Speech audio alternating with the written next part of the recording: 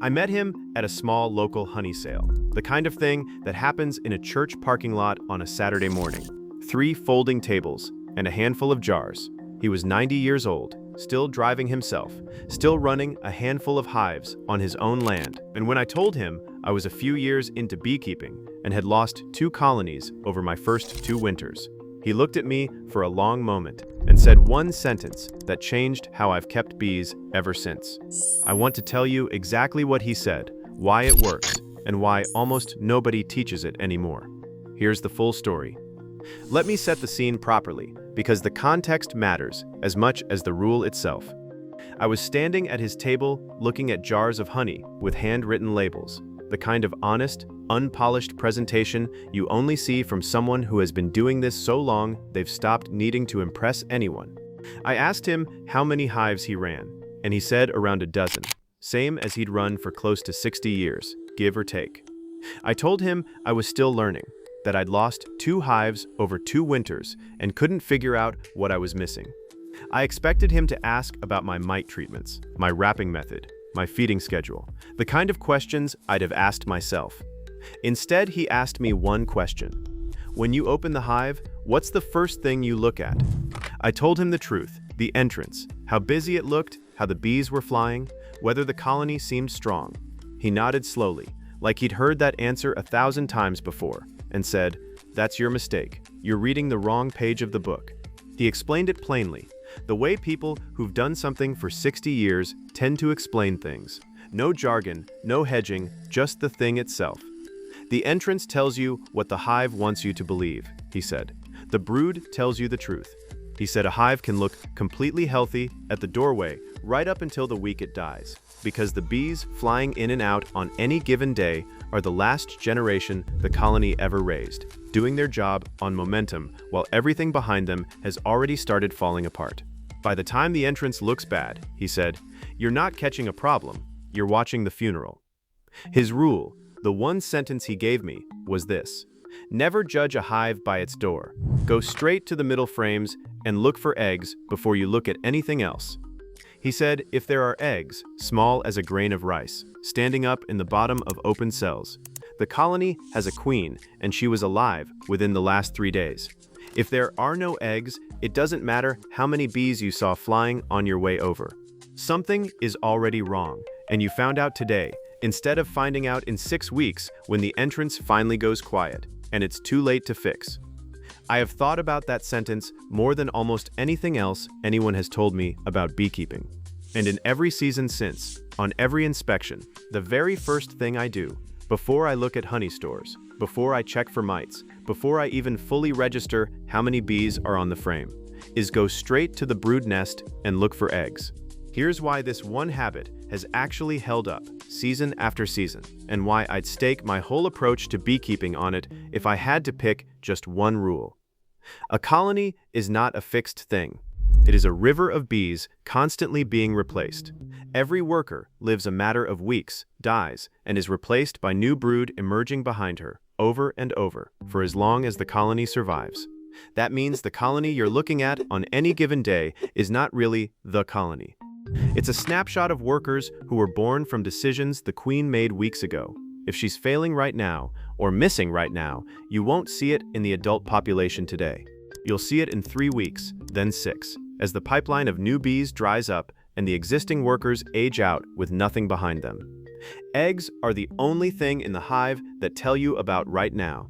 Everything else, capped brood, larvae, even the adult population, is a record of a decision the queen made in the past.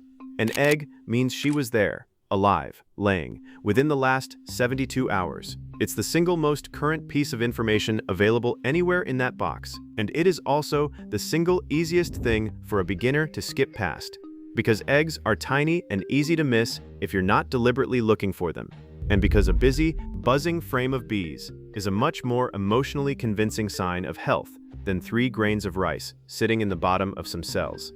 The old man's rule works because it forces you to check the leading indicator instead of the lagging one.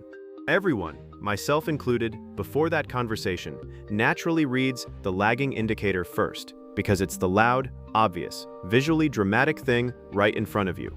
The quiet, tiny, easy-to-miss thing is the one that actually tells you the truth. Quick word before I continue. Everything I've built around reading a colony correctly, the brood patterns, the timing, the whole system for catching problems weeks before they'd otherwise show up. I gathered it all into the Hive Vault at daleshive.com. The link's in the description below and on the channel page if you want it. This video's free and always will be. The Vault's just the long version for folks who want the whole thing. I won't mention it again. I want to walk through what this actually looks like in practice, because a rule is only useful if you know exactly how to apply it. Every inspection, before anything else, I pull a frame from the heart of the brood nest, not the edges, the center, where the queen has been laying most consistently. I'm not looking at the whole frame first. I'm looking specifically at open cells near the newest capped brood, the freshest part of the pattern, and I'm scanning for the tiny, upright, rice grain shape of an egg standing on end at the bottom of a cell. It takes practice to see them reliably. They're genuinely small, and good light helps enormously, angling the frame so sunlight falls into the cells rather than holding it in shadow. If I find eggs, I already know the most important fact about that colony before I've looked at anything else. There is a living, laying queen, and she was here within the last 3 days. Everything else I check after that, brood pattern quality, population, stores, pests, is important, but none of it carries the same weight as that one confirmation. A colony with a laying queen and a spotty brood pattern is a colony I can work with and improve. A colony with a gorgeous, perfect brood pattern, but no fresh eggs, is a colony where the queen just stopped. And I need to know that today, not in 3 weeks. If I don't find eggs on the first frame, I don't panic and I don't assume the worst immediately. I check a second and sometimes third frame near the brood nest, because it's possible I simply didn't pull the right frame the first time. But if I go through the heart of the brood nest and find capped brood, find larvae, but genuinely find no eggs and no very young larvae anywhere, that tells me the queen has stopped laying recently, and I need to figure out why and what to do about it now, while there's still a colony strong enough to accept help. Not in 6 weeks when the entrance finally tells me what the eggs would have told me today. This one habit has caught real problems for me, more than once, at exactly the point where they were still fixable. I found a colony 2 summers ago that looked, from the entrance, exactly as strong as every hive around it. Good traffic, calm temperament, nothing visually alarming. I went straight to the brood nest out of habit, the 90-year-old's rule running on autopilot at this point, and found capped brood but no eggs and no larvae, younger than a few days old. That gap told me the queen had likely been gone or failed within the past week, even though nothing about the outside of that hive would have told me anything was wrong for weeks longer. I was able to combine that colony with a queen-right hive while it still had enough population to make the combine worth doing. 6 weeks later, if I'd been reading the entrance instead of the brood, that same colony would have been a shrinking, doomed hive I discovered too late to save. That is the entire value of the rule, distilled into one real example, not a dramatic save with a miracle fix. Just information, arriving 3 to 6 weeks earlier than it otherwise would have, because I was looking at the part of the hive that tells the truth about right now instead of the part that tells a comforting story about last month. Here are the mistakes I made before that conversation, and the ones I still see beginners make constantly. Mistake 1 is reading the entrance as your primary health signal. It is the single most common beginner error, and it's the one the old-timer specifically called out. Entrance traffic reflects a workforce that was decided weeks ago. It is always the last thing to show trouble, and often the first thing a beginner checks. Mistake 2 is not knowing what an egg actually looks like or where to expect it. If you've never deliberately studied a frame specifically to find eggs, you will miss them even when they're right in front of you, because they are small, and because a frame full of bees pulls your eye toward the obvious motion rather than the tiny stationary detail. Mistake 3 is checking only one frame and concluding too fast. Pull 2 or 3 frames from the actual brood nest before deciding there are no eggs. It's easy to happen to grab a frame the queen simply hasn't reached recently, even in a perfectly healthy colony. Mistake 4 is finding no eggs and doing nothing about it because the rest of the hive looks fine. The whole point of the rule is that the rest of the hive looking fine is exactly the situation where this matters most. A missing queen in an otherwise strong colony is a fixable problem today, and a dead colony in a month, if ignored. Picture your next inspection run the way a man who never lost a hive in 60 years of trying taught a stranger at a honey table to run it. You don't glance at the entrance and feel reassured. You go straight to the heart of the brood nest, pull the frame into good light, and look for the smallest, easiest to miss thing in the whole hive, a grain of rice egg standing upright in the bottom of a cell.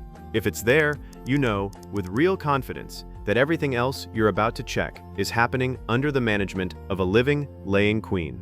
If it's not there, you know today, while there's still time to do something about it, instead of finding out from a quiet entrance 6 weeks from now. He gave me one sentence at a folding table in a church parking lot, and I've carried it into every single inspection since. Not a product, not a technique that costs anything, just where to look first and why. Now you know it too. Drop a comment and tell me whether anyone ever gave you a piece of beekeeping advice that changed how you actually keep bees. I read every single one at Dale's Hive. And if you want the full system for reading a colony correctly, built around exactly this principle, it's waiting in the vault at daleshive.com. Link in the description. Subscribe and turn on notifications, because next week we're covering exactly what a healthy versus a failing brood pattern looks like, frame by frame, so you know precisely what you're looking at once you've found those eggs. Never judge a hive by its door. Go straight to the middle and look for the truth. Now you know where an old man learned to look, 60 years before he ever told me.